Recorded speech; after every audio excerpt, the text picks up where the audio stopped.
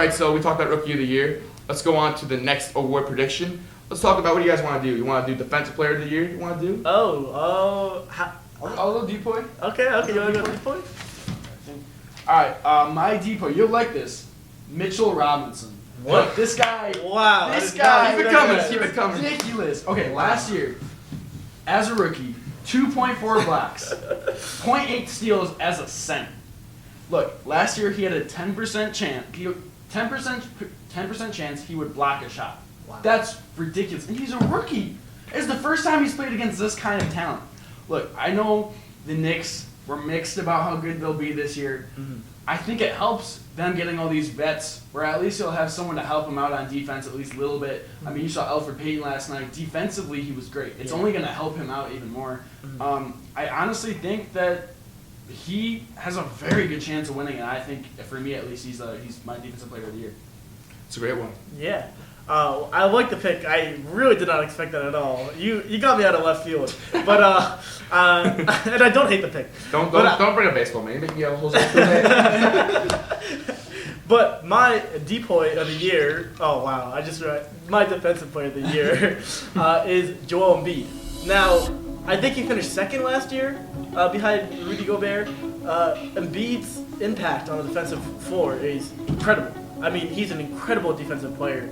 And I think that, for a few years, people have recognized his defensive impact, but he's never been able to get it formally recognized by the NBA. He never got his official awards, the Defensive Player of the Year. I don't expect Gobert to repeat, just because it's ridiculously hard. Unless you're 6th man of the year, it's ridiculously hard for you to get an award over and over again. Something called voter fatigue. Voters get tired of voting at the same time. So I'm not even arguing in terms of a basketball point of view right now, but kind of more of a voting point of view.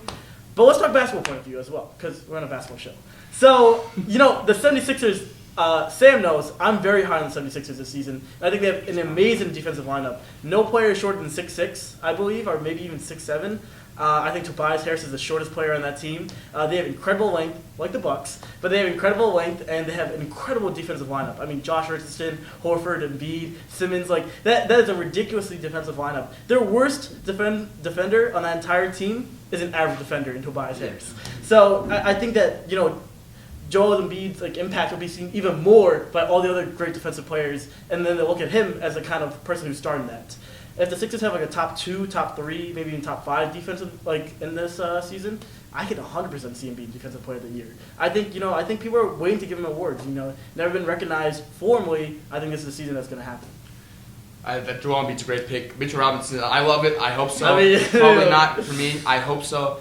For Defensive Player of the Year, for me, it's very tough to name one player because Defensive Player of the Year is not as easy to predict as other ones. There, there's two options. Joel Embiid, you can't go wrong. Yeah. Mitchell Robinson's even, I respect that one. It's a fun pick. And it is fun. I feel like if I have to make a prediction, it's gonna be Rudy Gobert. I just think he's too. You can't not give it to him. I mean, he is lethal on the Utah Jazz. He's in his respective role. You have Donovan Mitchell, who's gonna take the offensive load. Because I was thinking of Draymond Green, but Draymond Green, he's gonna have to do some work in the offensive end possibly. So he's gonna be fatigued for the defensive end.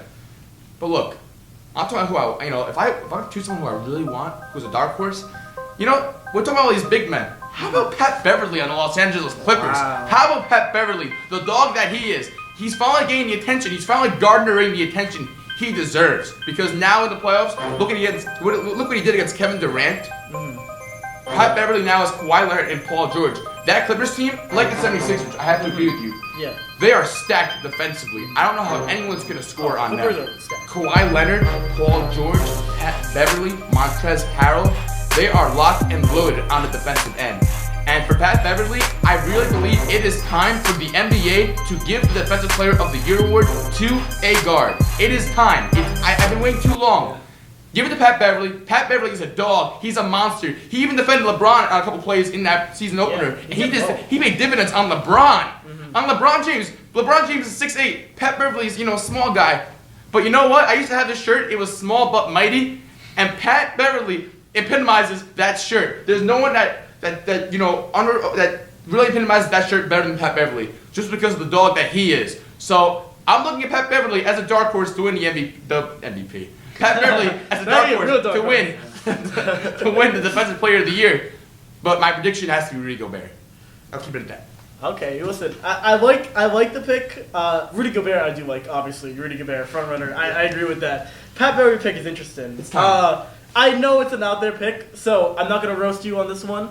I do think it's been too long for the NBA to have a guard win, Defensive Player of the Year. It's kind of like the NFL. All MVPs are quarterbacks. Yeah. I would like some diversity with that. I think Kicker. Yeah, come on, let's get a kicker. Kicker's won MVP. It has. You saw that video, right? Yeah. 1982 or something like that. But I would like a guard to get their due. I mean, good guards, their perimeter defense is very important too. I mean, clearly, I think rim protection does have more importance. I mean, it's kind of like a known fact. But I would like that kind of to be recognized. And, if Rudy Gobert or Joel Embiid, for whatever reasons, don't have good reasons, it's possible that Pat Beverly slides up there, Exactly. I mean, he has the narrative. I like the narrative. There's just so many big men that I feel like Pat Beverly's going to stand out because of who he is.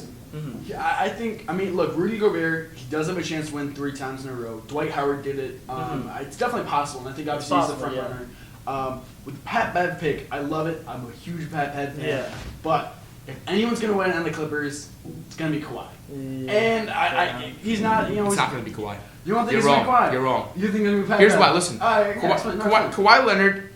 Look, if Kawhi Leonard's playing 36 minutes a night on on a daily basis, I agree with you. I don't believe he's going to be doing that. I believe it's going to be load management with Kawhi Leonard, and he won't be there playing every game in the regular season. I believe Pat Beverly will. That's why if anyone's going to win on the Clippers, for me, it's Pat Beverly. Fair enough. With the Joel Embiid pick, I think if the Sixers really end up getting to be one of the better defensive teams in the league, which they were last year, but I feel like even if they are better this year, I feel like they're going to take the load off of him on defense just a little bit. Mm-hmm. And I feel like if that does happen, offensively he's going to carry a little bit more, and defensively he might slack off a little bit. Mm-hmm. But that being said, Defensive Player of the Year kind of just seems like they pick whoever the media really wants. Yeah. So it's kind of up in the air with these picks. I will say one point on your thing. I mean, load management, Embiid has that same problem. Yeah. I mean, Embiid has the same problem. And, the thing with the offensive end, people forget, first 20 games of the season last season, he was like an MVP contender. He was like top 3, top 5 in MVP shares. I think that they're going to give him still a lot of offensive work. I think, given all their good defenders, the amazing offensive talent that it is, he might be more utilized better in an offensive role. But I think even despite that, I just think that he'll be able to carry the defense. And I think they'll have a defense that could carry him, and they're just looking at him as the face of the defense, whether warranted or not. But I do agree with all of those points. I agree with that. I also think Ben Simmons is a legitimate candidate as well. I want to throw that out there. I wouldn't say he's a legitimate candidate because of Joel Embiid. Yeah. But I think his skill, he's I like amazing Ben Simmons defender. too. I love Ben Simmons too. I love Ben Simmons. It's His hard, defense it's hard to have amazing. 2 Defensive Player of the Year candidates on the same team. Yeah. One of them will always take the credit for it. Yeah. Exactly. I think big man is just the kind of right. That's where you think Yeah, straight. yeah, for sure. And on the topic of Draymond Green, I don't even see him finishing top 3, to be honest, this season. And that might even be a hot take.